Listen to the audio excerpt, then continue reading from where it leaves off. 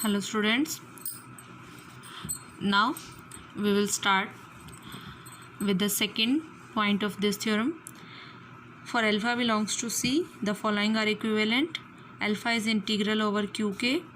QK alpha is a finitely generated QK module. This part we have done in the earlier video.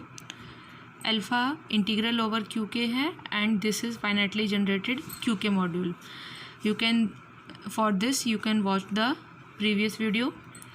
And now we will prove that if we are given that QK alpha is a finitely generated QK module, then we have to prove there is a finitely generated QK module M contained in C such that alpha M is contained in M.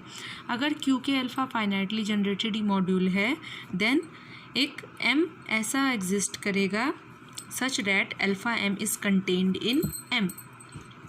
For this we will prove. Suppose second condition hold करती है, then QK alpha अगर finitely generated module हमें given है तो हम मान लेते हैं that is M is equal to QK alpha. अब M अगर QK मॉड्यूल है तो अल्फ़ा M क्या हो जाएगा, M की वैल्यू है QK अल्फ़ा, तो QK अल्फ़ा हमने क्या लिया था, गामा. ठीक है, गामा जो है वो QK अल्फ़ा का अगर एलिमेंट है तो अल्फ़ा इंटू दिस किसके इक्वल हो जाएगा, alpha into gamma, where gamma belongs to QK. Where gamma हमने ऊपर लिया था C0 plus C1 alpha up to Cn-1 alpha n-1. Suppose gamma जो है that is generated by 1 to n minus alpha n-1 elements. So gamma हमने ये ले लिया तो अल्फ़ा गामा हमारा किसके इक्वल हो जाएगा, अल्फ़ा से मल्टीप्लाई कर दें सब सारे एलिमेंट्स को इनको, तो C0 alpha C1 alpha square Cn-1 alpha n. अब अल्फ़ा n की बजाय फिर से हम लीनियर कॉम्बिनेशन जो हमने लास्ट पार्ट में किया था, अल्फ़ा n की जगह हम ये वाली वैल्यू सब्स्टिट्यूट कर देंगे.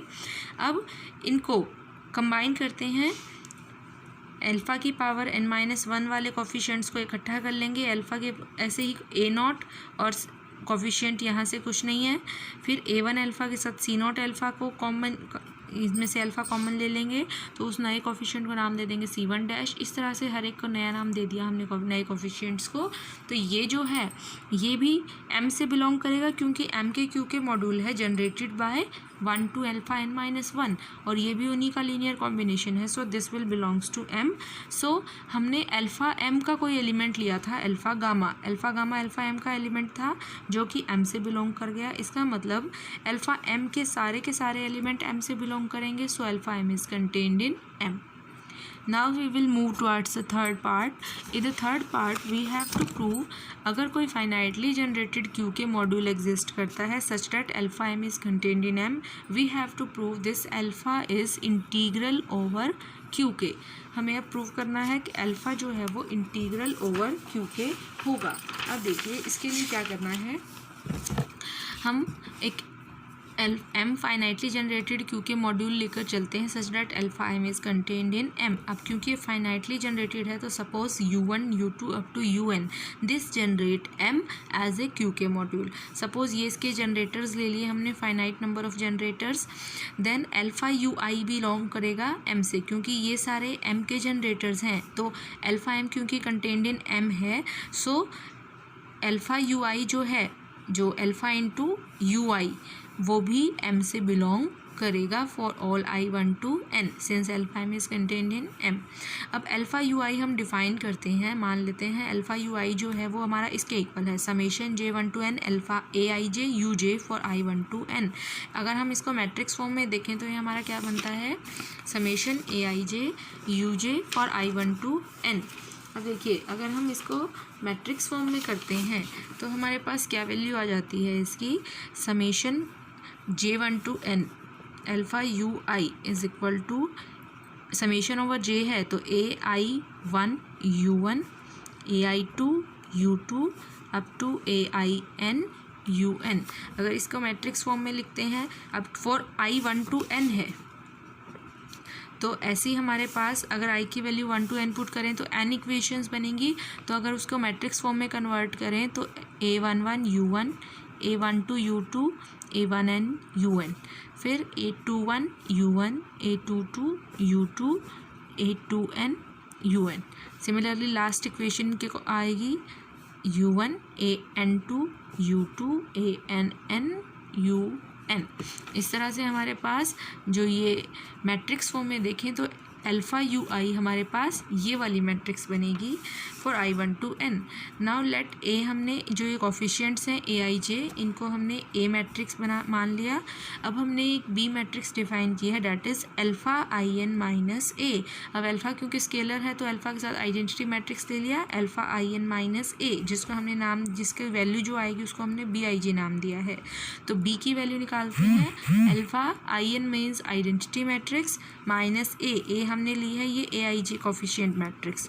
सो बी क्या हो गया, अल्फ़ा माइनस A11, फिर 0 माइनस A12, फिर ऐसे ही यहाँ पर 0 फर्स्ट, फिर 0 माइनस A21 तो माइनस A21, फिर अल्फ़ा माइनस A22। इस तरह से ये बी मैट्रिक्स आ गई हमारे पास, इसको हमने नाम दिया है BIJ। अब हम निकालते हैं summation J1 to N BIJ UJ।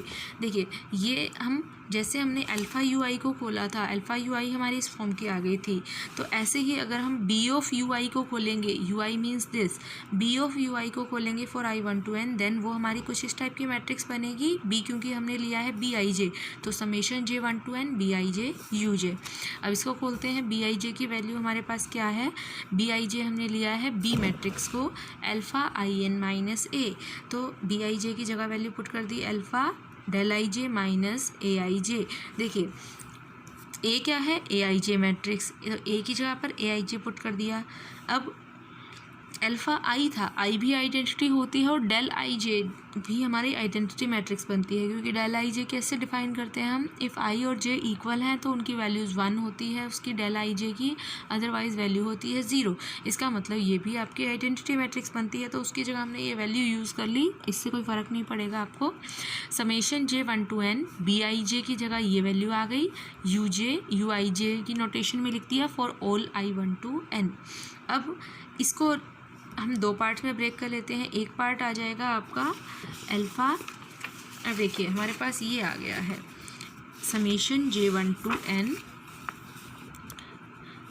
Summation J, ये हमारे पास B ऑफ UI की वैल्यू आ गई है, UI मीन्स अगर खोल के लिखें तो U1 to UN, क्या वैल्यू आ गई, summation J1 to N BIJ UJ। अगर हम इसको फिर से खोलें, BIJ की वैल्यू पुट करें तो alpha del IJ minus AIJ UJ, इसको हमने UIJ ही लिख दिया क्योंकि अभी हम IJ यूज़ कर रहे हैं और I1 to N है, तो इसको हम यहाँ IJ लिख लें, कोई इससे इफेक्ट नहीं पड़ता। अब डेल IJ आइडेंटिटी ही होती है, क्योंकि डेल IJ को हम कैसे डिफाइन करते हैं, 1 इफ़ I J के इक्वल है, otherwise I not equal to J है तो इसकी वैल्यू 0 होती है। तो मैट्रिक्स फॉर्म में अगर इसको खोलेंगे तो ये आइडेंटिटी ही बनेगी। सो समेशन की फॉर्म में आइडेंटिटी नहीं यूज़ कर सकते, तो हमने डेल IJ यूज़ कर लिया। अब summation J1 to N alpha del IJ UIJ, इसको अलग कर लिया, and summation J1 to N AIJ UIJ, इसको हमने अलग कर लिया। अब देखिए अल्फ़ा अगर हम इसकी मैट्रिक्स बनाएंगे तो ये हमारी क्या मैट्रिक्स बनेगी, अल्फ़ा डेल IJ तो हमारे पास 1 आएगा कोफिशिएंट। देखिए अगर हम इसकी मैट्रिक्स फॉर्म खोलते हैं तो हमारे पास क्या फॉर्म बनेगी, ये अल्फ़ा समेशन खोलें J1 to N तो alpha del I1 UI1 plus alpha del I2 UI2 up to plus alpha del IN UIN। अब I की वैल्यूज़ पुट करके इसको मैट्रिक्स फॉर्म में लिखें तो क्या बनेगी, alpha del 11 U1 alpha del 12 U12 up to alpha del 1N U1N। फिर अल्फ़ा कॉमन भी ले सकते हैं थ्रू आउट हम इसमें से, क्योंकि पूरे के साथ है तो अल्फ़ा हम बाहर कॉमन भी ले सकते हैं, तो हर एक के साथ आपको अल्फ़ा लगाने की ज़रूरत नहीं पड़ेगी, अल्फ़ा हम बाहर रख सकते हैं। तो डेल 21 U21 फिर डेल्टा 22 U22, ठीक है, और फिर डेल्टा 2N U2N।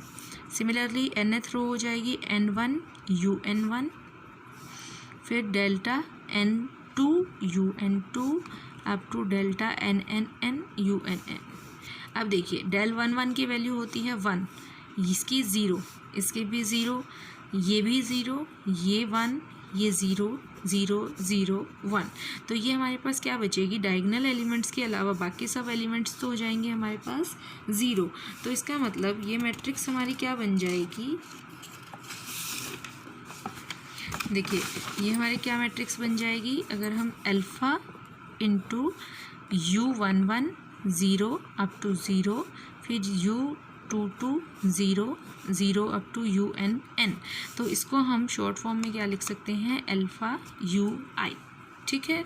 सो यहाँ से हमारे पास देखिए वापस कि ये तो जो मैट्रिक्स थी वो तो अल्फ़ा UI बन गई, और ये समेशन AIJ UIJ, तो ये किसकी वैल्यू थी, ये हमने डिफाइन की थी ऊपर अल्फ़ा UI की वैल्यू। सो ये भी अल्फ़ा UI बन गया, ये भी। सो माइनस करेंगे तो आ गया हमारे पास 0। इसका मतलब B of U1 to UN हमारे पास 0 आ गया। सो अगर हम इसका ट्रांसपोज ले लें, डैश ले लें, तो भी कोई फ़र्क नहीं पड़ता, राइट पे भी 0 है क्योंकि, तो ट्रांसपोज भी 0 ही आएगा 0 मैट्रिक्स का।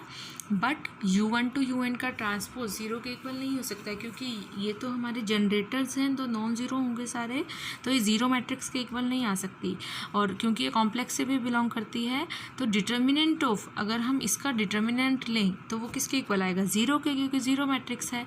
तो डिटर्मिनेंट ऑफ दिस 0, अगर डिटर्मिनेंट की क्या प्रॉपर्टी होती है, mod of A B is equal to mod of A mod of B. तो डिटर्मिनेंट अलग अलग करके लिख लिया हमने, but this can not be 0। ठीक है, क्यों, so determinant of b is 0। अब डिटर्मिनेंट ऑफ b हमारे पास बन गया 0, और b क्या था हमारे पास, ये मैट्रिक्स थी, तो डिटर्मिनेंट ऑफ b, इसका डिटर्मिनेंट 0 आ गया।